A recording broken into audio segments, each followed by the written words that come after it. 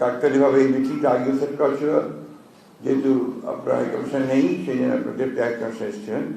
Routine আলোচনা হয়েছে যারা হয় যেটা হয় আর কি, বিদেশের মিশনগুলো যেগুলো আছে সেগুলো বাংলাদেশের বর্তমান পরিস্থিতিতে নিঃসন্দেহে তাদের কাছে অত্যন্ত ইন্টারেস্টিং এবং তাদের কাছে অত্যন্ত আপনার আকর্ষণীয়, কারণ তার পরিবর্তনগুলো যে হচ্ছে ঘটনা ঘটছে সেগুলো তারা জানতে চান। কারণ প্রত্যেকটা দেশেরই আপনার পারস্পরিকভাবে তাদের সম্পর্কের নির্ভর করে সেই দেশের ইন্টারনাল যে রাজনৈতিক যে অবস্থা সেই ঘটনা নির্ভর করে।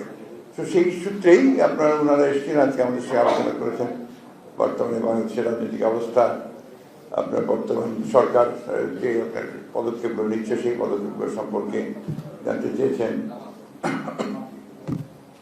আমাদের সম্পর্ক আপনার অন্যান্য দেশগুলোর সঙ্গে কেমন চলছে, এইটাই আর কবে নির্বাচন হচ্ছে এ ব্যাপারে সকলের আগ্রহ সবচেয়ে বেশি থাকে।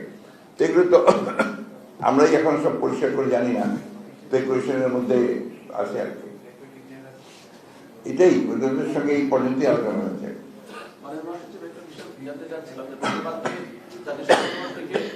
প্রতিবেদন প্রকাশ করা হয়েছে এবং এই যে জুলাই আগস্টের ঘটনায় প্রায় 1400 মানুষ নিহত হয়েছে এবং এই ঘটনায় শেখ হাসিনা সরাসরি যুক্তি সেই বিষয়ে বলা হয়েছে। এই বিষয়ে বিএনপি এটাতে আমরা স্বস্তি প্রকাশ করছি যে সত্যর ঘটনাটাই যে সত্য যে সত্য ঘটেছে সেগুলো উদ্ঘাটিত হয়েছে। প্রবলেমটা হচ্ছে আমাদের জাতিসংঘ যখন বলে তখন আমরা সবাই সেগুলো বিশ্বাস করি, আর যখন আমরা রাজনৈতিক দলগুলো বলি তখন আপনার অনেকেই বিশ্বাস করতে চায় না।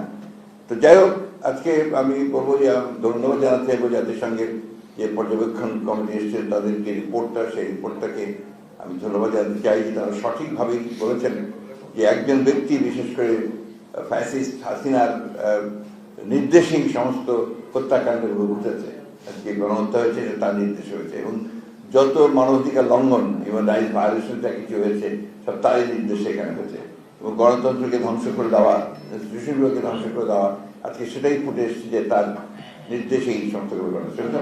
তো এটা প্রমাণিত হয়ে গেছে যে হাসিনা একজন ফ্যাসিস্ট এবং তিনি এই দেশের মানুষের অত্যাচার করেছেন, নির্যাতন করেছেন, গণহত্যা করেছেন।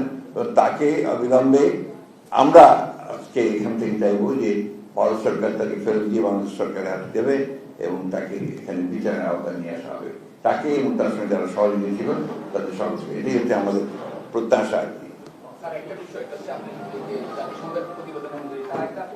পরামর্শ দিতে তারা বলেছে যে কোন রাজনৈতিক দলকে নিষিদ্ধ করা থাকার পরামর্শ দিয়েছে। পাশাপাশি এর কারণ হিসেবে তারা ব্যাখ্যা করতে বলছে বাংলাদেশে বহুদলীয় গণতান্ত্রিক ব্যবস্থা প্রত্যাবর্তন বাধাগ্রস্ত হবে এবং পাশাপাশি ভোটারদের একটা বড় অংশ ভোটাধিকার প্রয়োগ থেকে বঞ্চিত হবে যদি কোন রাজনৈতিক দলকে নিষিদ্ধ করা হয়।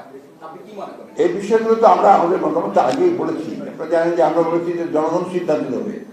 আমরা এই বিষয়টা আপনার বারবার করে বলে আসছি যে আমরা একটা লিবারেল ডেমোক্রেটিক পার্টি, আমরা গণতন্ত্রে বিশ্বাস করি, গণতন্ত্রের সমস্ত নর্মস এন্ড কন্ডিশন সেগুলোতে আমরা আস্থা রাখি এবং সেগুলো আমরা চর্চা করেছি, অতীতেও চর্চা করেছি।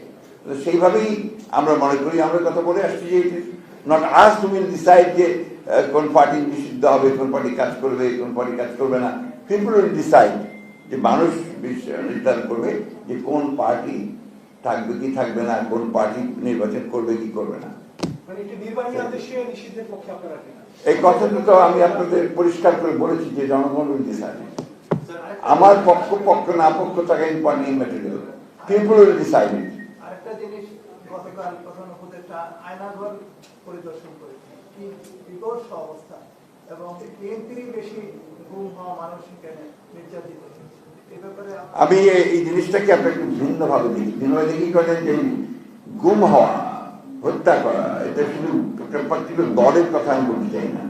এটা বাংলাদেশের মানুষকে গুম করা হয়েছে, বাংলাদেশের মানুষকে আপনার এখানে হত্যা করা হয়েছে নির্মমভাবে।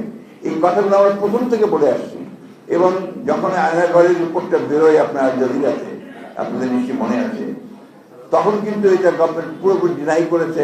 তারা বলছে এটা অনেক কিছু নাই, কিন্তু এটা প্রথম থেকেই এই কাজটা চলে এসছে। আপনার মানুষকে তুলে নিয়ে মিথ্যা অপবাদ দিয়ে সে জঙ্গি সংগঠন করছে, এই ধরনের কথাগুলো বলে বন্দি করে আটক করে নির্যাতন করে তাদের কাছ থেকে বিভিন্ন কথা বার করার চেষ্টা করছে। কিছু লোককে তারা সেখানে রেখে দিয়েছিল যে বিভিন্ন সময় তাদেরকে দিয়ে জঙ্গি নাটক সাজাবে। ভুলে গেছেন নাকি আপনারা যে এক একটা বাড়িতে যেখানে জঙ্গি আপনার ট্রেনিং হচ্ছে, চর্চা হচ্ছে, পড়াশোনা হচ্ছে, জঙ্গিবাদ তৈরি করা হচ্ছে, আপনার বোম তৈরি করা হচ্ছে, এইসব দেখিয়েছে। আজকে প্রমাণিত হয়ে গেল যে আমরা যে কথাগুলো বলেছি সেগুলি সত্যি।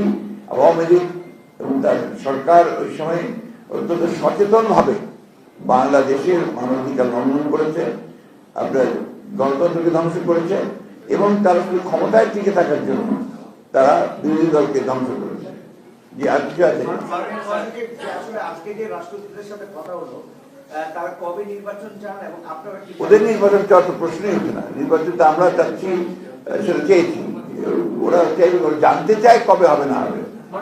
আজকে জামাতের প্রতিনিধিরা নির্বাচন কমিশনে বৈঠক করেছে, সেখানে তারা আনুপাতিক ভোটের যে বিষয় এটি তারা এটা আমরা পুরোপুরি বিরোধী, অত্যন্ত একেবারে জোরালো ভাবে বিরোধী। আনুপাতিক হারে নির্বাচনের কোনো ব্যবস্থাকে আমরা সমর্থন করবো না, কারণ এখানকার মানুষের এতে অভ্যস্ত না, প্রশ্নই উঠতে পারে না। স্যার, ওনারা আবার বলেছেন যে স্থানীয় নির্বাচনটা জাতীয় নির্বাচনের আগে হবে। এটা তো আমরা একেবারেই একমত নই। এগুলো তো আপনার সমস্ত রাজনৈতিক বিবেচনার দেশকে আরো ভঙ্গুর অবস্থায় নিয়ে যাওয়ার একটা পরিকল্পনা ছাড়া কিছু না। যত দ্রুত নির্বাচন হবে ততই আপনার রাজনীতি সহজ হবে, বাংলাদেশের মানুষের একটি স্থিতিশীল অবস্থার মধ্যে আসবে। নির্বাচনটা হওয়া দরকার দুটো কারণে প্রধানত। একটি হচ্ছে বাংলাদেশের একটি স্থিতিশীলতা ফিরিয়ে নিয়ে আসা, অন্যদিকে একটা গভর্নেন্স চালু করা। একটা এখন তো গভর্নেন্সের খুব প্রবলেম হচ্ছে, এই জিনিসগুলো চালু করা, এবং চালু করলেই তখন দেখবেন অর্থনীতি বেটার হয়ে আসছে, সমাজের ব্যবস্থা, ইউনিভার্সিটি কলেজগুলোতে লেখাপড়াই হচ্ছে না, তো সেই ব্যবস্থাটা ঠিক হবে। এটা